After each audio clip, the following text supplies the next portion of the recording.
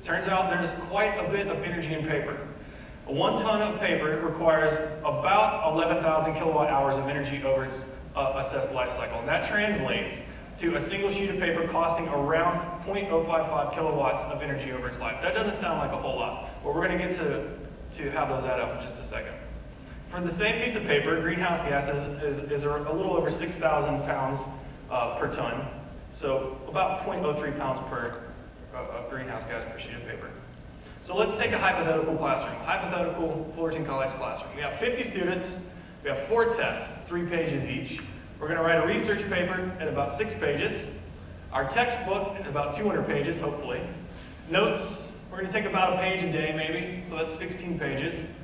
We're going to get some handouts, 2 pages. So that comes up to about 250 sheets of paper per student for a 1 semester class. So the class as a whole, with 50 students, is going to use 12,500 sheets of paper. That's 375 pounds of greenhouse gases, 687.5 kilowatt hours of energy. What do those numbers mean? Well, the average U.S. household is only going to use about 938 kilowatt hours per month. So that means 3 typical classes are conceivably powering 2 U.S. homes for a month. And 2 university classes come very close to taking the average car off the road for a month. That's pretty significant. So let's extrapolate this data out over the entire college. We have 1,000 sheets of paper per semester per student, if they're taking 4 classes. And then I used the full-time equivalency data that the North Orange County Community College District distributes. And I got this from the President's Advisory Council from last year. But roughly, we have about 17,000 full-time students. And what that means is, if you take up all the classes that we're taking, and then you take a hypothetical average student, you divide them by taking 4 classes, then you're going to get about 17,000 full-time students. Obviously, we have more, but if we consider full-time, just for simplicity's sake, that's going to be 17 million sheets of paper per semester consumed by Fullerton College. That's kind of rough. But even if I was off by 25%, you can see we're well over 10 million sheets of paper per semester. That's a lot of paper. That's 1 million kilowatt hours of direct energy costs, 255 tons of greenhouse gas. That's a lot of houses and that's a lot of cars. And that's just in paper. That's not counting me driving to school to use the paper. That's not counting my instructor driving to school to use the paper. All those things add up. So what this means is we're users, and as large-scale paper demand decreases, our paper energy production is going to decrease also. If we can see, we look at the data and we see that global energy consumption rises proportionately, it rises predictably, and quantitatively as a direct result of paper consumption. What we're doing every day, we can track all the way back to the source over life cycle assessment data and see that it's costing all these different energy factors. So we're going to pay for those. And as energy use has increased, what else has increased? The amount we pay. The amount we pay for energy goes up. My light bill is a little bit more every single month. Somebody's making money, it ain't me. But these costs are going to get transferred to the institution as well, because they're buying all that paper. They buy 4,000 or 5,000 sheets of paper per class. Somebody's got to pay for that. The state's going to pick up some of the bill. You're going to pay that in higher taxes. And then, of course, your teachers are going to get paid a little bit less because they're having to pay so much for the paper. And you're going to pay a little bit of that in your student fees.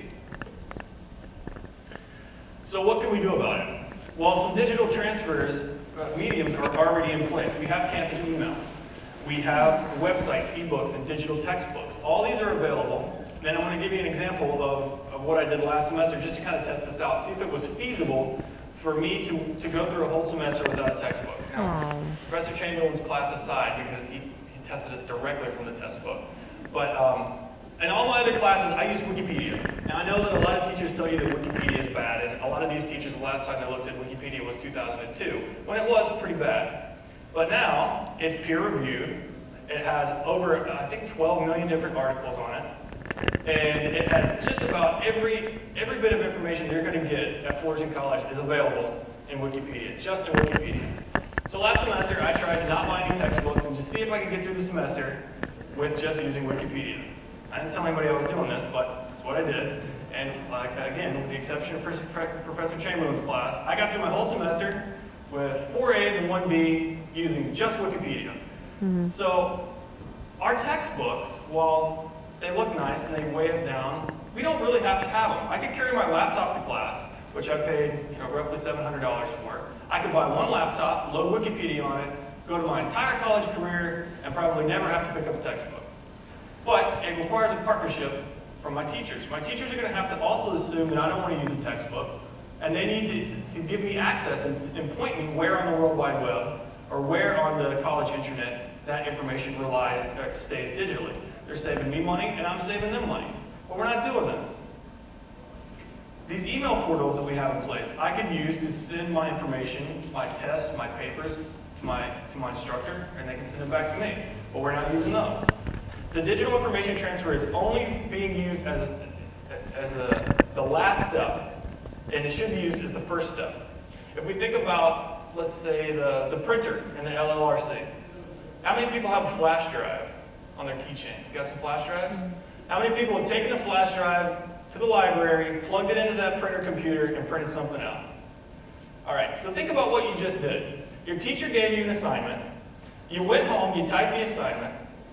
You got it onto your flash drive. You came to school with it. You went to the LRC and printed it out. So you had a completely digital medium that had no paper costs associated with it whatsoever. The only time that you had to print it out was to physically hand it to your teacher, which is both inefficient, because I had to walk to class to do it, and it costs so much in paper. I printed a sheet of paper for them to look at and take back. She has a computer, I have a computer. The only thing that we're using the classroom for this digital exchange, for this information exchange, is for me to actually put ink on a paper and hand it to somebody, and then to put a little bit of ink on it and hand it back to me. That's wildly inefficient.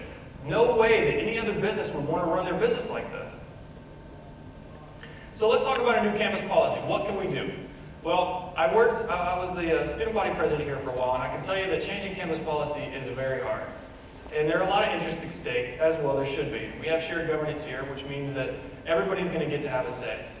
But if students had a say, and if faculty was willing to be helping us out on this, perhaps we could say, if we want to turn in our papers digitally, just let us.